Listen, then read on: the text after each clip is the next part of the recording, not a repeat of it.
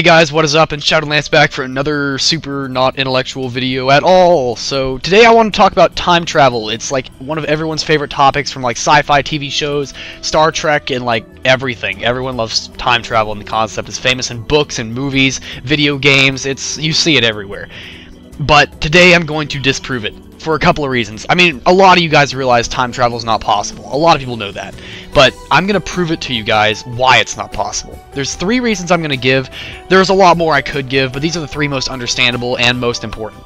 First of all, and not everyone thinks about this, but sending anything back in time, and this relates back to my previous commentaries, sending anything back in time creates a paradox.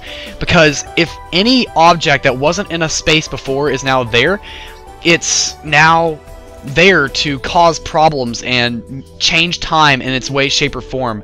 The fact that let's say there was a blade of grass under where something would be, and in the regular timeline there's nothing there to crush that blade of grass, but when you send something back in time, it falls down, lands on that piece of grass, and that's different than where it was in a different point in time. And that also leads me into my next point. If you think about the amount of energy it would take to put every single object in existence back exactly the way it was at that point in time, that amount of energy is almost infinite. I mean, it's not a number we can think about. And especially with things like, if you think about chemical reactions, some reactions are not reversible. Burning wood. You can't burn wood and then get wood back from ashes. You can't do that. It's not physically possible. Therefore, that's another reason. So if something got burnt, you can't get that back. That's another reason why it's not possible. It doesn't matter how much energy you put into it, you can't get that wood back.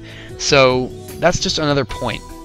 Now, I mean, arguably you could toss the ashes on some place where there was a seed of a tree and it could act like fertilizer. But whatever, you guys get the point. It's not possible to get it back.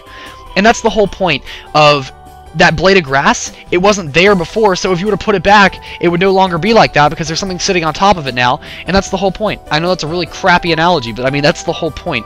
If you look at the picture I have down below there, also think of this. So if you were to send something back in time, just like, let's say a person, let's say that's the most popular thing, I don't know why I didn't say that in the first place, but anyway, if you send a person back in time, the decisions that person makes, even if it's just breathing once or not breathing, that's already a different decision that was already made through the first timeline. And because of that, you are now a different person than you would have been in Timeline A had you not, if you see where I've labeled Timeline A and B.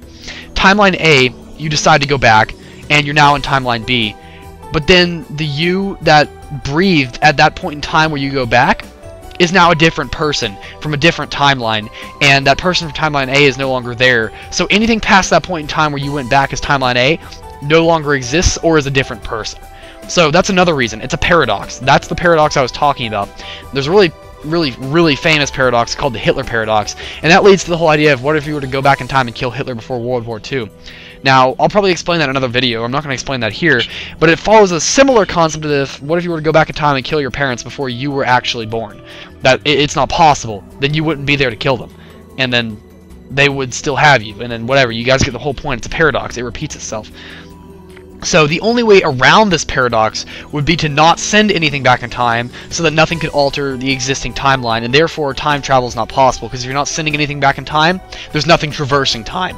To have movement, I talked about this in my time as a dimension video, you have to have velocity to have time, to have the concept of time, and to have velocity there must be mass. And if there's no mass, then there's no time. There's no concept of time. And that pretty much disproves the fact that time travel is not possible, because the only way around that paradox would be to send nothing back in time, which isn't possible. And that's why time travel is not possible. So I hate to bust all of your scientific buffles. Well, it's a good thing I'm not breaking your English bubble, because I probably just did anyway, because I can't speak today. But the whole point is, sorry to bust your scientific bubble, but thank you guys for watching this. Thank you for listening to me ramble.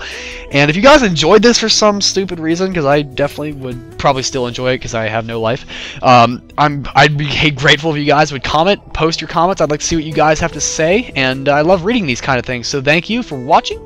Please rate, comment, subscribe, and I will see you guys in the next video. Shadowlands out.